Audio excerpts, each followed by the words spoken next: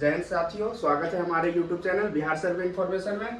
तो आज हम आपको बताने वाले हैं कि अगर पत्नी के नाम से केवाला या खतियान हो और उनकी मृत्यु हो जाता है तो इस बार जो सर्वे होना है उसमें किन के नाम से सर्वे होगा। तो सबसे पहले है कि अगर मेरे पत्नी के नाम से जमीन था और पत्नी का मृत्यु हो गया तो उनका हम पहले वंश वृक्ष बनाएंगे। तो वंश वृक्ष में जो आपके पत्नी का नाम होगा उनका यहाँ नाम होगा। मान के चलिए सीता देवी, ये मृत्यु हो गया है तो इनका हम कट का निशान दे देंगे। और जो पति का नाम होगा, पति का नाम इनके नीचे नहीं इसके बगल में होगा, तो यहाँ पे हम पति का नाम दर्शा देंगे।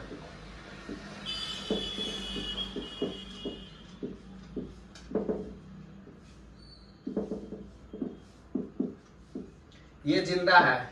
तो इस बार जो सर्वे होना है और वंश वृक्ष में होता है कि सीता देवी, इनके जो पुत्र होंगे वो इनके वंशज में आएंगे, न कि इनके पति। बहुत सारा लोग गलती कर रहे हैं कि सीता देवी के नीचे में या इनके पति का नाम दे देते हैं और सर्वे इनके पति के नाम से फॉर्म 2 भर के दे देते हैं। तो ऐसा नहीं करना है। इस बार जो होगा कि सीता देवी के नाम से है तो इनके जो पुत्र होंगे, जो पुत्रियां होंगी, उनको यहाँ दिखाना है।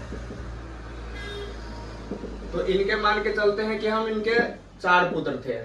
तो एक तो हो गया यहाँ पे जो पहला होगा।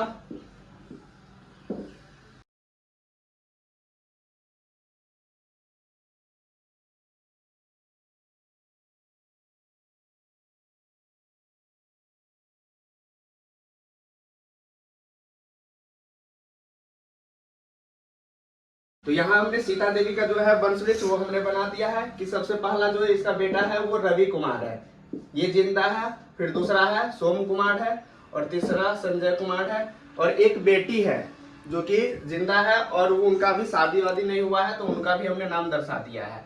तो इसमें हो गया कि अब जो वंश वृक्ष बना इसमें एक तो पति का नाम आ गया सोमनाथ कुमार और 3 पुत्र है और 1 पुत्री है।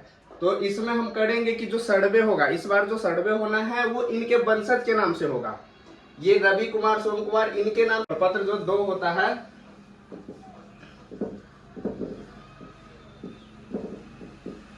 जिसको हम स्वघोषणा के नाम से जानते हैं,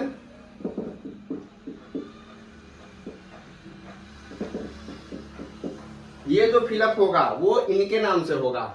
और दूसरा केस होता है कि अगर मान के चलिए सीता देवी थी और ये मृत्यु हो गया और इनके पति सोमनाथ कुमार थे और उनका कोई पुत्र नहीं है, मतलब वो नाबालिग है, तो उस केस में क्या होगा? तो उस केस में होगा कि ये सोमनाथ जो इनके पति है उनके नाम से प्रपत्र 2 होगा और सर्वे इनके नाम से होगा। बट इस केस में है कि यहाँ पे इनके पुत्र और पुत्री दोनों जिंदा है तो इस बार जो सर्वे होगा वो इनके नाम से होगा। तो हम प्रपत्र 2 जो भरेंगे इनके नाम से भरेंगे, रवि कुमार, सोम कुमार, संजय कुमार और संगीता कुमारी। तो इस बार जो सर्वे है तो उसमें डॉक्यूमेंट्स के रूप में क्या लगाना है? इसके साथ में आपके नाम से तो इनके नाम से केवाला था और इनका मृत्यु हो गया, तो इनके साथ में जो लगेगा ये प्रपत्र 2 जो होगा वो स्वघोषणा लगेगा। उसके बाद जो हमने वंश वृक्ष बनाया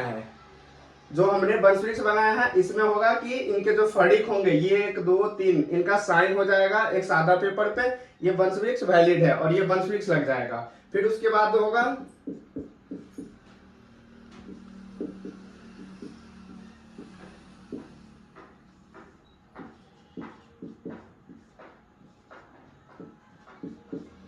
उसके बाद दूसरा फॉर्म होगा प्रपत्र 3 का लगेगा। फिर है कि केवाला,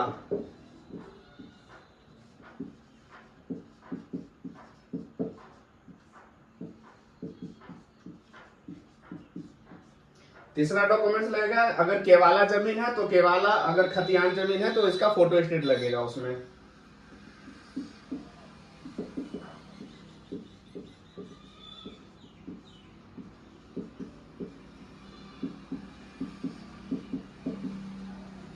फिर है रसीद की छाया प्रति, अगर इनके नाम से रसीद कट रहा है तो हम रसीद का फोटोकॉपी लगा देंगे।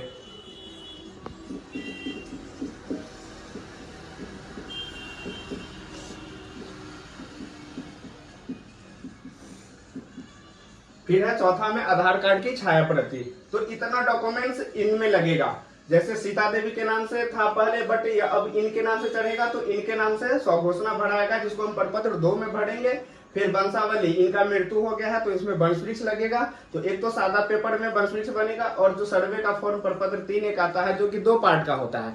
एक पार्ट में तो वंशावली लिखा होता है और दूसरे पार्ट में दखल के आधार पे लिखा होता है, वो लगेगा। फिर केवाला और खतियान के प्रति, अगर आपका जमीन केवाला था इनके नाम से तो उसका फोटो स्टेट लगेगा, और अगर खतियान है तो खतियान का लगेगा।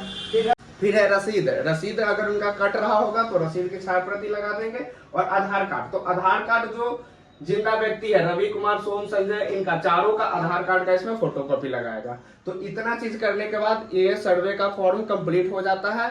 ये चाहे तो ये ऑनलाइन कर सकते हैं, अगर ऑफलाइन जमा करना है तो जो इनके नजदीकी सर्वे ऑफिस होगा या सर्वे कर्मी के पास जमा कर सकते हैं। अब दूसरा केस आता है कि रवि कुमार, सोम कुमार, संजय कुमार, ये तीनों भाई है और एक बहन है। तो इसमें से अगर ये तीनों चाह रहा है कि खुद का जमीन मतलब हमारे नाम से ही हो, और संगीता कुमारी चाह रही है कि हमको नहीं लेना है जमीन, तो उस केस में क्या होगा? उस केस में होगा कि ये जो अभी प्रपत्र 2 भरेंगे वो तो ये भरेंगे, वंशावली में इनका भी नाम रहेगा। ऐसा नहीं है कि नहीं लेना चाहती हो तो उनका नाम हम हटा देंगे। बस ये है कि इनका एनओसी करना होगा। ये जो होता है नो ऑब्जेक्शन सर्टिफिकेट, जिसको हम शपथ पत्र बोलते हैं, ये बनेगा इनके नाम से। इसमें ये लिखेंगी कि मैं अपना नाम इनका रहेगा, एड्रेस रहेगा कि पैतृक संपत्ति में जो भी हमारा अचल और चल संपत्ति है उसमें हमारा जो भी हिस्सा बनता है हम अपने स्वेच्छा से रवि कुमार, सोम कुमार और संजय कुमार को दे रहे हैं। आने वाला दिन में हमको इस पे कोई आपत्ति नहीं है। ऐसा करके वो शपथ बना के इनके साथ में डॉक्यूमेंट्स में इनके साथ में शपथ पत्र लगा देंगे।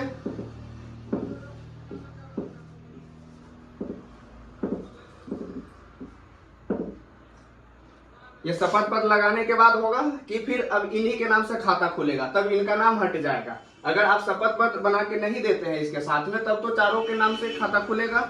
अगर ये शपथ पत्र बना के दे देते हैं तब फिर इन्हीं के नाम से खाता खुलेगा। आशा करते हैं कि आपको ये सवाल का जवाब मिल गया होगा। अगर हमारे वीडियो अच्छे लगे तो हमारे चैनल को लाइक एवं सब्सक्राइब करें। धन्यवाद।